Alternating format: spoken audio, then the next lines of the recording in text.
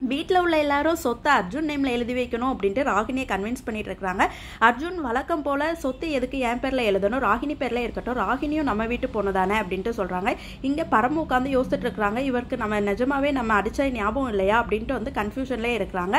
அர்ஜுனுடைய அம்மா சொல்கிறாங்க, உங்கள் அப்பாவோடைய ஆசையை உன் பேரில் சொத்து இருக்கணும் அப்படின்ட்டு சொல்கிறாங்க. ராகினியும் சொல்கிறாங்க, இந்த சொத்தை சொன்னதுக்கப்புறம் தான் வந்து உங்களுக்கு சுயநினைவு வந்துச்சு, உங்கள் மனசுலேயும் வந்து அந்த ஆசை இருக்க தான் அர்ஜுன் செய்யுது. ஸோ நான் உங்கள் பேரில் எழுதி கொடுத்துட்றேன், என் பேரில் இருந்தாலும் சரி உங்கள் பேரில் இருந்தாலும் சரி எனக்கு சந்தோஷம் தான் அப்படின்ட்டு சொல்கிறாங்க.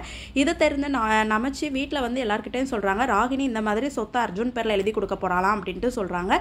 வீட்டில் உள்ள எல்லாரும் திட்டுறாங்க, இந்த லூசு ஏன் இப்படி இந்த மாதிரி பிஹேவ் பண்ணதா அப்படின்ட்டு ராகினியை வந்து அவங்க வீட்டில் உள்ள எல்லாருமே திட்டுறாங்க. குழந்தைக்கு கூட தெரியும் இந்த மாதிரி அவன் நடிக்கிறது, இவ ஏன் இன்னமும் நம்பிட்டு இருக்கிறா அப்படின்ட்டு சொல்லிட்டு இருக்கிறாங்க. இங்கே பரமும் அர்ஜுன் எப்படி எல்லாத்தையும் மறந்தான், உண்மையாகவே மறந்துட்டாரான்ட்டு யோசிச்சுட்டு இருக்கிறாங்க. பின்னாடி அர்ஜுன் ஒரு கட்டையால் அவர் அடிக்க வராரு.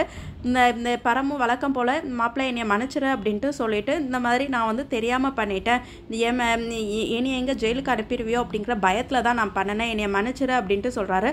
நீ பண்ண தப்புலையும் வந்து எனக்கு நல்லது நடந்திருக்குதா, அதனால் நான் உன்னைய மன்னிச்சிடுறேன், ராகினி என் பேரில் சொத்தை எழுதி கொடுக்குறேன் அப்படிங்கிறத ஈஸியாக நடந்துருச்சு அப்படின்ட்டு சொல்லிட்டு கூப்பிட்டு போகிறாரு.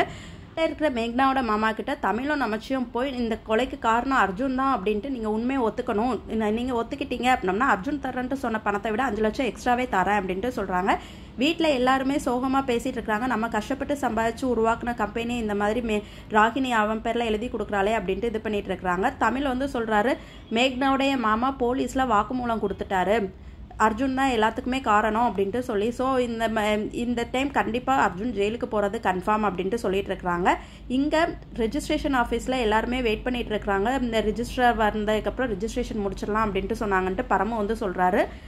இந்த கேப்பில் தமிழோடைய ஃபேமிலி எல்லாருமே வராங்க. வந்துட்டு அர்ஜுன், நாங்கள் உன்னைய சும்மா விட மாட்டோம், யாருடைய சொத்தை யார் பேரில் எழுதி வாங்குற, உன்னுடைய நடிப்பு எல்லாமே எங்களுக்கு தெரியும், இந்த ராகினி தான் உன்னை நம்பிட்டு இருக்கிறா அப்படின்ட்டு சொல்லிட்டு திட்டிகிட்டு இருக்கிறாங்க. ராகினி சொல்கிறாங்க, என்னுடைய சொத்தை நான் யார் பேர்லனாலும் எழுதி கொடுப்போம், உங்களுக்கு என்ன அப்படின்ட்டு வந்து கேட்குறாங்க. ராகினியோட அப்பா சொல்கிறாங்க, நீ கஷ்டப்பட்டு வாங்கின சொத்தாக இருந்துச்சுன்னா நீ யாருக்குனாலும் கொடுக்கலாம், இது எங்களுடைய உழைப்பில் உருவாக்குனது, நான் உங்களுக்கு கொடுத்தது நீ யாருக்கும் கொடுக்கக்கூடாது அப்படின்ட்டு சொல்கிறாங்க. அர்ஜுனோடைய அம்மா வந்து சொல்கிறாங்க, இவங்களுக்கு எல்லாத்துக்குமே சொத்து தான் முக்கியம், என் பையன் கோமாவில் இருக்கிறப்ப யாருமே வந்து பார்க்கல அப்படின்ட்டு சொல்லிட்டு இது பண்ணுறாங்க. அர்ஜுன் அவங்கக்கிட்டலாம் இன்னும் பேசாதீங்க, எல்லாரும் இந்த சைடு வாங்க அப்படின்ட்டு சொல்லிட்டு கூப்பிடுறாங்க. ராகினியும் அர்ஜுன் பக்கத்தில் போய் நின்றுக்கிறாங்க. வழக்கம் போல் அர்ஜுன் அவங்க தமிழ் ஃபேமிலியை நக்கலாக பார்த்துட்டு அவங்கக்கிட்ட போய் சொல்கிறாங்க, நீங்கள் என்ன நினச்சாலும் நடக்காது, ராகினி எப்போவுமே என்னை நம்பிட்டு தான் இருப்பா அப்படின்ட்டு சொல்லிட்டு நக்கலாக பேசிட்டு வராங்க. கோவாவில் இருக்கிற இம்பார்ட்டண்டான place Vasco da Gama railway station. நீங்கள் வாஸ்கோட காமா வந்து எந்த மாதிரி இருக்கும் அப்படின்ட்டு உங்களுக்கு ஒரு ஐடியா வேணும் அப்படிங்கிறதுக்காக தான் இந்த வீடியோ. வாஸ்கோட காமாவில் ரோட்ஸ் அந்த பில்டிங்ஸ் எல்லாமே எப்படி இருக்கும், வாஸ்கோட காமாவில் நீங்கள் வந்தீங்க அப்படின்னா ஸ்டே பண்ணுறதுக்கு ஹோட்டல்ஸ் எல்லாமே இந்த ரோட்டில் தான் இருக்கும். ஸோ இதோடைய ஒரு சின்ன கிளிப்பிங்ஸ் தான் இன்றைக்கி நம்ம வீடியோவில் பார்க்க போகிறோம்.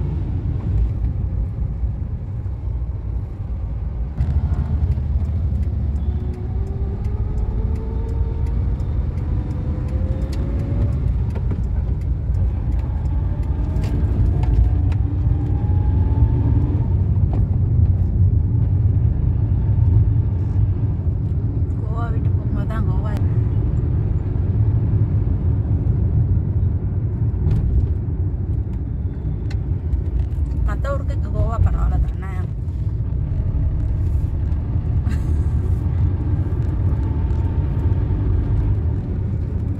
நம்ம அந்தளவுக்குலாம்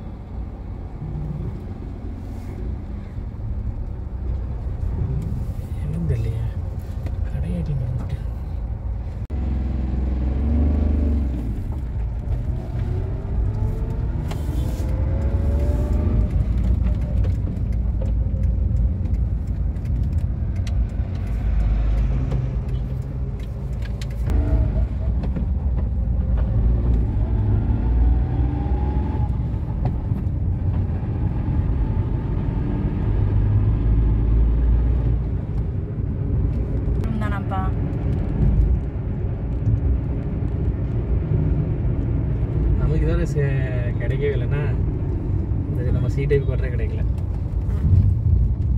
நார்மல் டைப்புமே டபுள் பெட்ரூம் தானா, நம்ம அங்கே இருக்கிறப்போ டபுள் பெட்ரூமில் தான் நடந்தோம். இதை ஆனது சொன்னால் ஐயம் பக்கத்தில் குவார்டர் கிடைக்கும் அப்படிங்க, ஆர்மி ஸ்கூல் இப்போ முடிஞ்சிட்டுனாரு, நம்ம குவார்டர் வருஷம் போயிடறாங்க.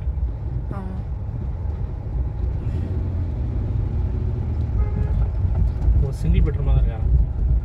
அப்படியா? கார் பார்க்கிங் கூட அந்த அளவுக்கு இல்லை அப்படின்னாரு.